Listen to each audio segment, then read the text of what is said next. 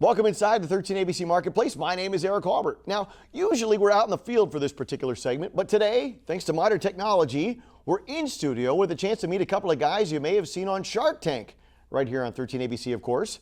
They're the inventors of the floating grill. All right, so Jeremy and Mike, what's a floating grill? Floating grill is kind of exactly what it sounds like. It's a grill that floats on water.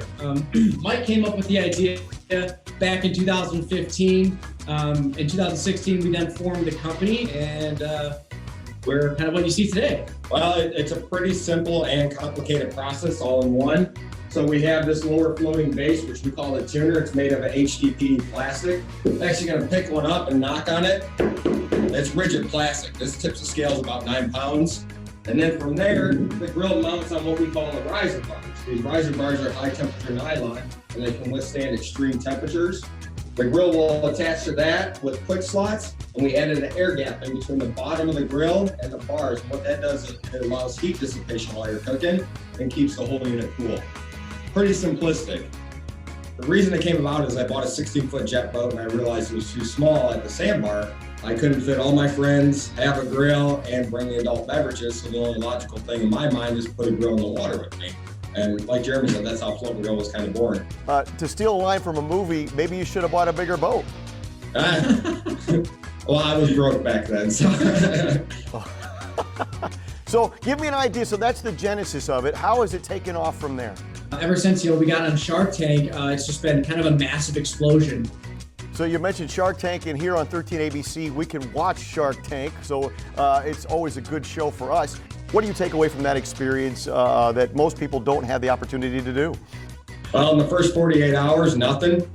I think Jeremy and myself blacked out after we got off stage. But as it came closer and closer to our air date and working with Daniel Lubetsky, it kept hitting home harder and harder every time we get an email from a billionaire. It's still pretty surreal in our minds. So Mark Cuban is just a big teddy bear, or is he a jerk? What is he? Honestly, he's that uncle that you want to just hug. He's a cool dude. And what they don't show in the tank is he was really on our side. Obviously, our numbers weren't there, but he's like, I love you guys. I love this product. Keep pushing forward. Does that make you Dallas Maverick fans now? I wouldn't go that far. So I mean, this has kind of been a whirlwind for you guys over the last few years. Is this where you expected it to be when you started this whole thing out? Yeah, when Mike first made the prototype, we took the prototype out to show off, at the sandbars. Everybody that we talked to or that would come talk to us was like, this is the perfect Shark Tank product. You guys have to get on the show. And this last time was actually our third try. We tried once back in 2017, didn't quite make it. We skipped 2018, tried again in 2019, made it a couple rounds further. And then in 2020, we just kept making round after round. We always knew that the goal was to get on Shark Tank, just to kind of show it off and see if we get a deal. Were you guys sweating? Was there some extra deodorant happening? Was there perspiration? What was it? There again, everything was so surreal, and we went into the tank with the mindset that they're just people at the end of the day. They're very wealthy people, but they're just people. And although unless you're in Vegas, and then it's a completely different story. We couldn't even gamble. We were not allowed to open up our hotel room door. It was like, stay in the room. We'll come get you when you're filming, then you're going home. What about going forward here for you guys? What are you looking at as far as going forward?